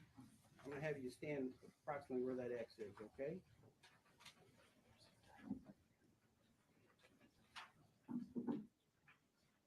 You ready? The cause called is People of the State of Illinois versus Sammy J. Schaefer Jr. Case number 25 CF 213. Mr. Schaefer is present in open court with his attorney, TJ Mathis. The state is present by Lauren Miracle. The matter comes before this court for arraignment pursuant to an indictment that was returned by the Madison County Grand Jury on February 6th of 2025. All right, you are Sammy J. Schaefer Jr. You got to answer out loud, sir. Yes, How old are you? 36. How far did you go in school? Graduated high school. So you read, write, and understand English. Got to answer out loud. Yes. Are you under the influence of any drugs or alcohol as you stand before me today? Just anxiety medicine. Does that keep you from understanding what we're doing here today? Mr. Mathis, have you received a copy of the indictment in this case? Yes, Your Honor. And I've reviewed it with my client, Your Honor, and we would enter a plea of not guilty. You waive the reading of the indictment? Yes, Your Honor. Of course he would plead not guilty. Uh, Of course, we know that. As to each count charged in the indictment, the matter is set for the jury trial docket on March 3rd, 2025 at 9 a.m. Trial counsel for the defense? TJ Mathis and Scott Rosenblum, Your Honor. All right. Trial counsel for the state? The case is assigned to myself for trial and disposition. Anything further, counselor? No, Your Honor. From the state? All right. That'll conclude this matter. So not guilty is the plea. And there is so much to digest in this story, but at the end of the day, it's an incredibly sad story and a tragic story. Roy D, do you still drink your and strawberry you can see smoothies? that it is Yes, listed as yes. I a make them myself, story. sis. So I'm we gonna can start go through posting the some rest too of for this y'all. story, and you can see in these posts that she was someone who people really cared about and loved. And we saw there were also people understandably angry that someone would lose their life allegedly over jealousy and a messy divorce. Again, there's a lot to digest in this story. It's really just getting This is started. so And we're going to sad. look at it from not just how this could play out in court, but also how this investigation went down. Joining us now to talk about this investigation is Voices Detective can really Eric turn Wall. out really Thanks for taking ugly. the time to be here, Detective. What stands out to you? You have this love triangle, this murder for hire plot, allegedly, and Having some me time? How about a little Thank you so treat? much, Brittany. Sure thing. With new Premier Protein Indulgence, Hold decadent on, y'all. Let me get dessert-worthy this off. flavors, all with 30. and ultimately here's this estranged husband who's behind bars. You know, it seems that the domestic relationships that lead to these murder for hires, you know, it's always the first person that you typically look at in these situations, you know, because they are emotionally connected, and sometimes people have a hard time letting go. Yeah, because Absolutely. how often do you see murder for hire plots? They always get headlines, but it seems like over and over and over again, it is something that comes up. Yes, you know, in the scale of Yes, they do, Brittany. typical Yes. murder or homicide investigations, you know, murder for hire is pretty They rare. just can't take But rejection. the murder for hire, And they don't understand when the wife get fed up or the husband get fed up. You know, unable to sever they just want to ties. do the You most. can see it's pretty They common. think in unaliving families somebody that is the answer. relationships play a key role in these. Because I mean, clearly you would never want to hire someone to kill anyone, but to think allegedly that he would have thought that he was going to get away with this, how common in these cases do the suspects typically think that they might be able to actually get away with murder? You know, I think that it's a two-pronged approach to murder for hire. You have your actual actor, your planner, and you have the people that they hire to carry it out. And typically the person that is planning and attempting to hire someone, they're so emotionally involved that, you know, they're unable to see outside their emotions. So they make a lot of mistakes. And then you have your actors that actually carry out the murder for hire. Typically, you know, their motivation for being involved is going to be financial. So Right. you have people acting for two different reasons, and when they're not in sync 100%, they make mistakes. Oh, okay, Since Catherine. we've been Mine following was this too. story, just one thing that we keep coming back to is just the dollar amount on this. And I just of never course, shared there's my not an full amount of story. money I that would just ever kept it to warrant myself killing somebody. because But people are so like evil nowadays. $10,000, what stands out to you with that dollar amount? Oh, $10,000 is not a lot of money in today's world, especially when you look at it's not even enough to cover a retainer for a case like this. So Right. then you have two actors, so they would have to split, assuming the $10,000. So what each person is left with is $5,000. And when you look at The Madness sales event is going Hold on on, now. y'all. Empire Lease out of Hillside One with over 500 second. Let new me and get this pre-owned off. vehicles in stock. Okay. the amount of time that they're going to lose behind bars and spending time with their loved ones, you know, it really amounts to, you know, a few cents a day. How typically are these murder for hire plots uncovered? Because in this case, you have the arrest of the getaway man, allegedly, and the person who allegedly fired the rounds to kill Portia Rowland. How does it get to the point where you actually figure out that there was someone who was pulling the strings behind this? Well, that's a good question. More times than not, you actually may know who your shooter is or may know who the mastermind is, but getting there requires a certain level of cooperation from the person that, you know, that you make an arrest on. Typically, the first person that you contact and arrest in these cases are going to be your shooter because you're working from your crime scene back to the person that was actually there committing it. And typically your mastermind is not going to be present at the crime scene because they're doing everything they can to kind of insulate themselves from that because they know they're going to be the first person accused. And based off what we've been seeing in court, the defense seems to believe that the person who pointed the finger at their client was Marty Shaw, who was allegedly the getaway driver in this, a person who was paid by the suspect to kill his estranged wife's lover, according to police. What do you make of the fact that the person who might have given up the suspect in this case was the person who was paid, allegedly, to commit this murder? Well, you know, the cookie always crumbles when you apply enough pressure. And the getaway Facts. driver, when you look at the level of criminal culpability, your mastermind, he put the plan in place. Your shooter is the actual person that actually made the murder happen. And the getaway driver, although he's guilty and was a vital role in, you know, carrying out this murder, he has a less criminal culpability because he was just a driver. So Mhm. as a law enforcement tactic, that's the first person that we want to speak to try to minimize his role in the murder. And the defense appears to be, they were at least trying in some of the pretrial hearings to poke holes in the fact that the person who is accused of being involved in this alleged murder is someone who is pointing the finger at their client. From an investigative standpoint, what do you need to have beyond just the word of someone who is accused of being involved in a murder to actually make it stick in court? Well, I think again, when you apply pressure and you have people that are involved in a conspiracy offense, which murder for hire is, you always need cooperation. And so when you have alleged parties from this conspiracy pointing fingers at themselves, that means that you're pushing the right buttons. But what law enforcement often has to have outside of the testimony of someone that you know was criminally involved in the offense, you have to have factors to kind of corroborate their story. Because at this point, it's every man for themselves, and people are going to tell you what they need to tell you to point the finger at someone else and to get out of the hot seat. So as law enforcement, we have to find things like cell phone records, maybe since there was some murder fire, maybe we look for any cash transactions or any kind of types of payment that may have changed hands and any details that wouldn't be known to members of the public just from hearing about the story. What's the moment like for you as an investigator, if you've ever investigated a case like this where you make arrests and it appears you have the people who are responsible for the murder, but then there's that moment of, wait a second, there's way more to this story. And there was actually someone who's paying, allegedly, two people in this case, to kill someone. Well, I think as a homicide detective, a great practice is you're never done investigating your case because there's always more and more facts. And our goal is not to arrest someone or to clear someone, but it's to find the truth. So the search for the truth continues long after you make an arrest, and it continues all the way through the day of trial.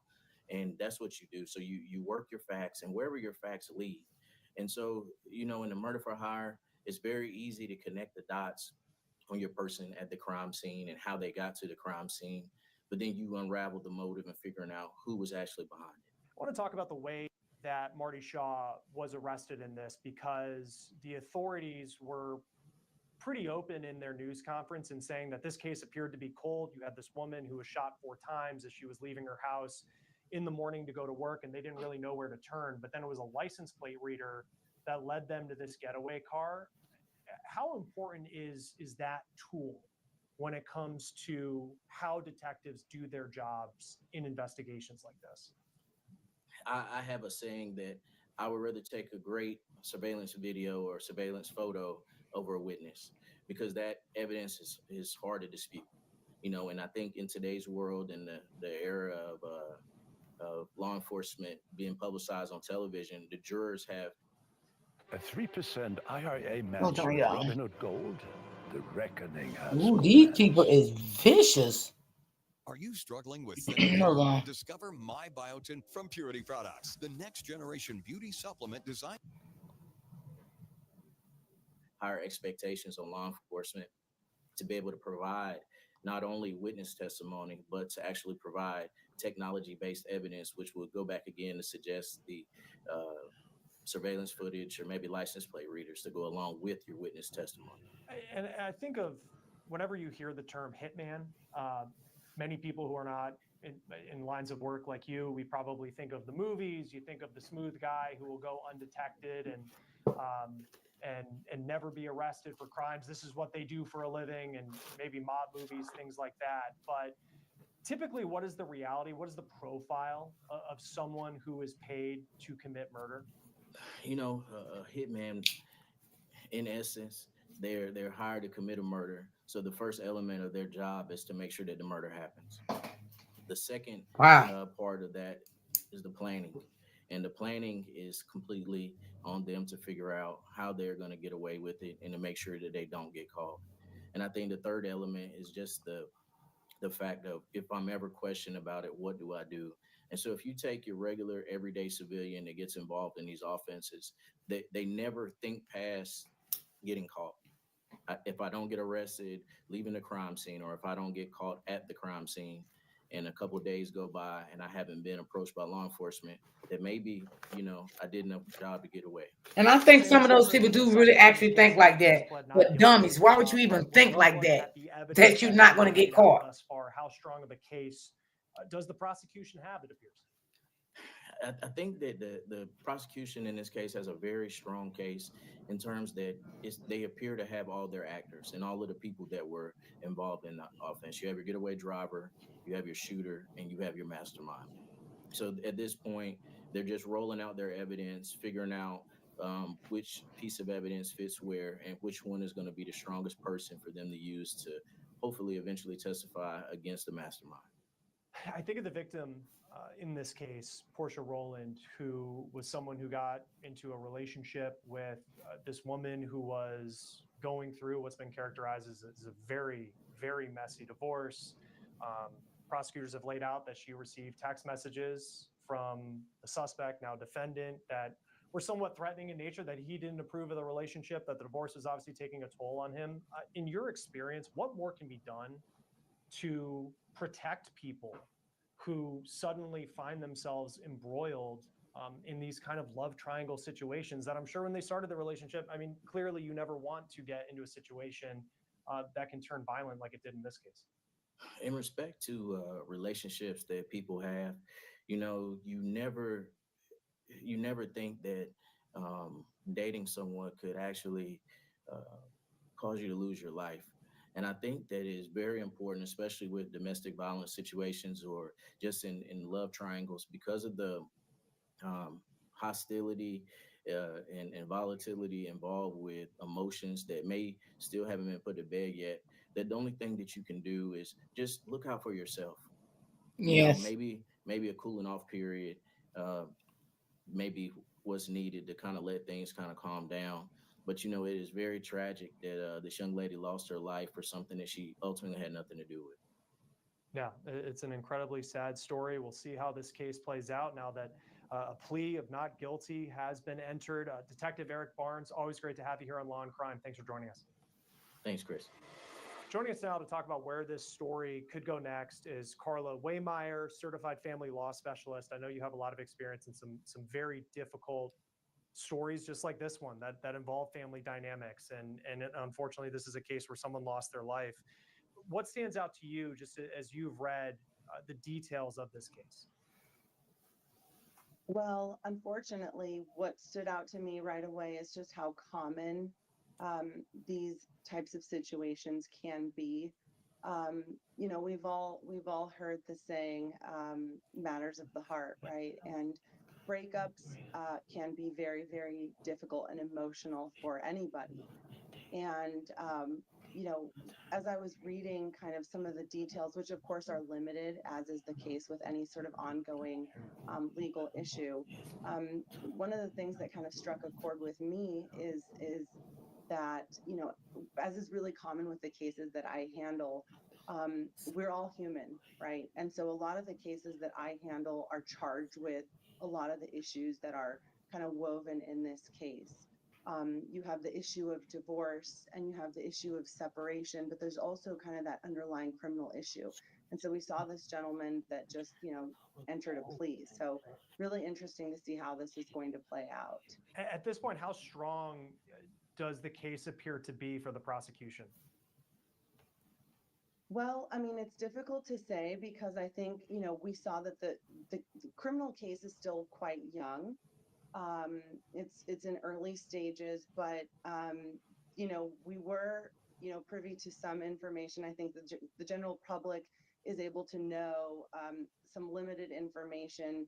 At least there was, I guess, some excavation equipment that was discovered at the scene of the crime. I think the police did disclose that there was a glove left behind.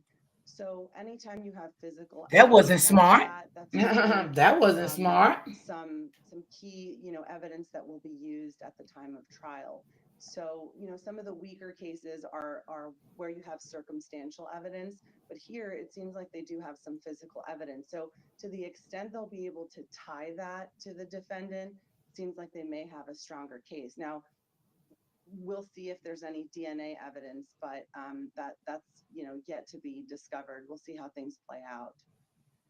And I know in your experience, you've covered a lot of in the aspects of domestic violence and the impact on families. And I want to get to that in a moment, but I also look at the defense and they have a job to do here. They're entering a not guilty plea. If you were in the defense attorney's shoes and you look at what we know thus far about this case, what's the approach that you would take if you were defending this client? Well, I think one of the things, obviously, silence is key. I think that's very, kind of fundamental. And, constitutionally, this gentleman has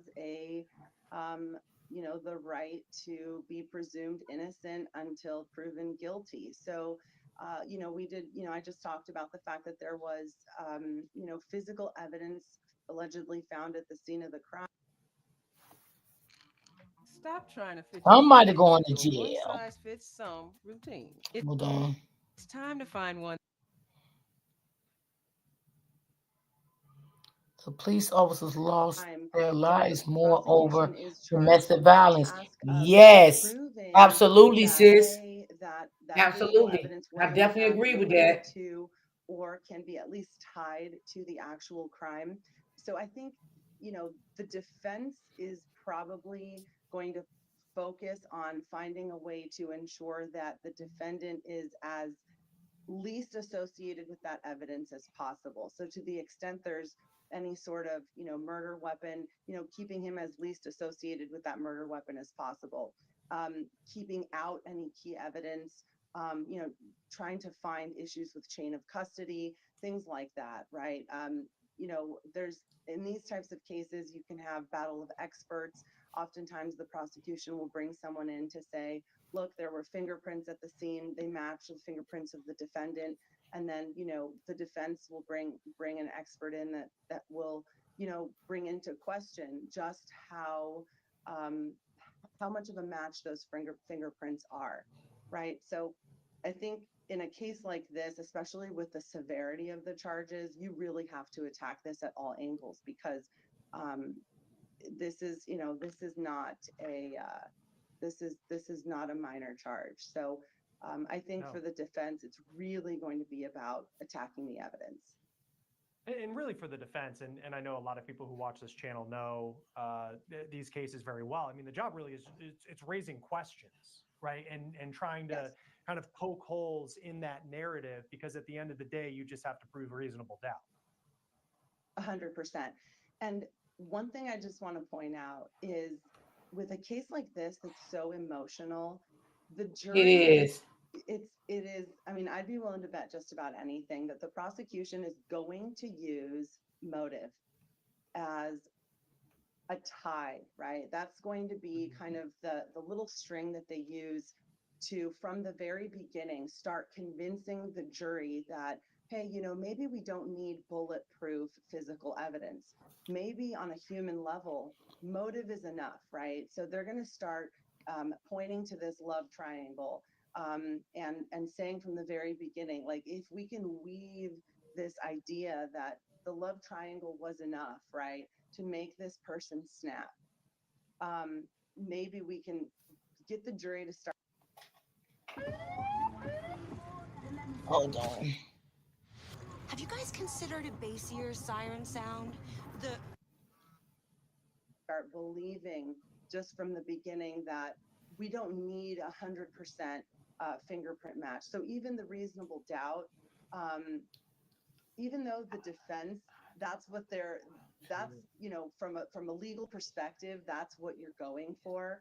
The jury, this is a jury of peers. This is a jury of people that have been in relationships, maybe have been divorced before, have been certainly broken up with before.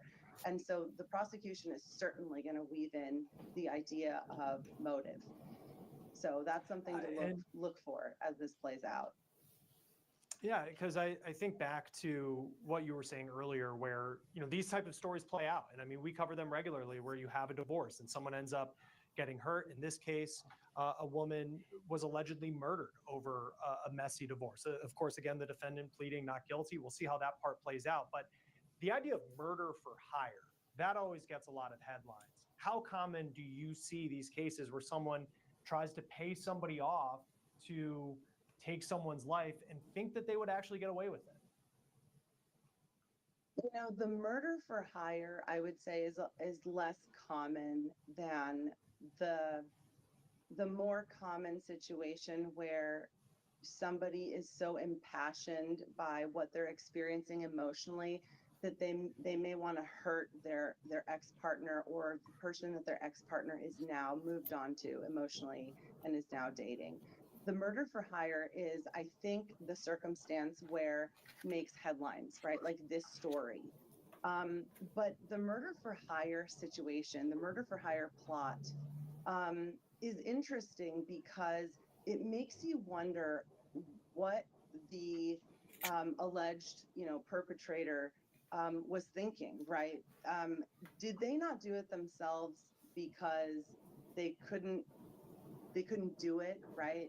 It was too much for them emotionally, or is it because it was so well thought out that they really wanted to get away with it, right? So these are actually also things that I think the prosecution is gonna try to use as a way to sell the jury, right? When you have a murder for hire plot, it's easier to sell a jury on the idea that, look, this was heavily premeditated. This isn't something that somebody woke up one day and was so impassioned that they just couldn't take it anymore, and they snapped and they went and committed a murder. This took planning. This took calculating. Yeah, They had to yeah, find this somebody, planned they out. had to hire Took somebody, a lot of they had to time. coordinate payment. They had to meet up with the person, right? And so that plays Mhm. into something that the prosecution can use to really put the nail in the Yeah. coffin. They had to At the plan it end of the out, talk trial. about the So not money, as when it was common, gonna but happen, certainly where an it was gonna happen, interesting what sort time it was gonna happen. concept So this to was follow definitely as calculated. this trial develops more. What do you make of the $10,000 that is allegedly what the payment was? Because, and I've said this before, it's there's no amount of money that you would put on someone's life that would, just the disclaimer of that. But at the same time, like 10 grand does not seem like a lot of money when it comes to a case like this. Exactly. Yeah, It's not even worth you going to glad you jail. mentioned that, because Because that 9 sort times of out of 10, stuff before the when money gone, messaging you're gonna be came out, caught. I almost had to read it twice because I thought, wow, I mean, not that there's ever an amount, right? So I don't want it to come off that way, but it was really surprising to me that this individual allegedly was able to find another person that would accept $10,000, exactly. possibly go out and To risk your own freedom. take the life of another person. I mean, so it's really sort of shocking, right? Right. To even fathom, right? And so another interesting thing that I would love to see how the prosecution will use, as a tone, as an undertone, to say, like, that is how little the defendant valued this other individual's life. Like, not to say it'd be any better if he paid more, but and I'd be curious to know the details of how they're going to be able to track the payment, how it was made, and how they're going to use that to, again, really button up their case against the defendant. And something that stood out to me too is, according to what the prosecution is saying, is the getaway driver, who was one of the two people paid, was the one who gave up. Yellow and Black is back. Save a lot of green this That wasn't spring even at worth Harbor it. Like, Liquidators. and 9 times out of 10, when people pay somebody to do something like that, you be in jail before the money is even spent. I mean, why involve yourself in something like that? Why? Why involve yourself in plotting to take someone else's life that you have nothing to do with? Who apparently gave you up if what prosecutors say happened really did. It's really interesting because a lot of times you will find that when people commit crimes, you read about this happening where in the middle of the commission of a crime, maybe the person has a change of heart, right? And so they start thinking, oh my gosh, what am I doing? You know, this is certainly not worth it. Or they sort of snap out of this, almost this trance. You know, maybe the $10,000 seemed like it was worth it at the time, but they're in the middle of this moment, right? And they're starting to realize, oh my gosh, if I get caught, this is my potential consequence. This is not worth it. And this can either happen during the commission of the crime or immediately after. And so a lot of times, you know, you get people who, you know, while they're being interrogated, they're the first ones to sort of buckle under pressure, and they'll tell, you know, the detective or whoever is questioning them, look, if I cooperate, will you cut me a break? And so they figure, look, if I'm going to get caught anyway, I may as well cooperate and see if they will, you know, give me a break. And so that may be what happened here. Maybe the person just had a change of heart, realized, look, I'm probably going to get caught. And so I might as well, you know, save myself from whatever I can. That may be what happened. I think big picture too, and especially in the line of work that you're in, and we've seen so many cases where maybe it's not murder for hire, but it's divorce, and divorce is a reality of the world that we live in. Custody hearings, like those will always go on, but there's so many cases where people get hurt. And allegedly in this case, Portia Rowland, she loses her life. From what you've seen, I mean, what can be done in these custody cases, these divorce cases, where emotions are running so high, where somebody may feel like they have no other option but to take someone's life or try to orchestrate the death of somebody else? What can be done to protect people who become victims in cases like this? You know, in my office, we do a lot of domestic violence work. And one of the things that I have learned and that I feel really strongly about is prevention. And I think that what is key is really, really taking it seriously when somebody shows a sign of needing support, right? So as people, as human beings, we're all the same in one way. And it's that it doesn't matter how, you know, how rich you are, how modest means you may be, how, you know, you may have a PhD, you may have a high school, you know, education. We all feel hurt the same way. We feel happiness the same way. We feel pain the same way. We're all human. And so when people are going through breakups or emotional situations or custody battles, it's important that people support their loved ones when they see them in pain or they see them struggling, because, you know, the pain is real. And I think the issue really becomes a problem when the people around them allow them to sort of suffer alone or suffer, Yeah. you know, in a dark corner, so to speak, in solitude. And I think that's where things escalate, and it becomes extremely dangerous. The other thing is, I think, ignoring mental health issues. I think ignoring the fact that some people need help with dealing with anger management issues. So I think prevention really is key. And I think as a society, we're not doing enough from a prevention standpoint to help people understand what the root of these domestic violence issues are. I also think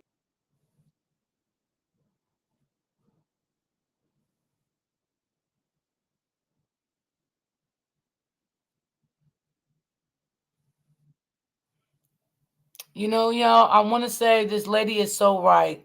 Like, some people just don't want to move on, y'all. They just don't want to move on. You know, they can't take rejection good at all. And it's sad. It is so sad. And, you know, and I was saying too, a lot of things she was saying, you know, if you're going to leave, plan out very well. You know, be careful who you tell. Make sure the kids be safe.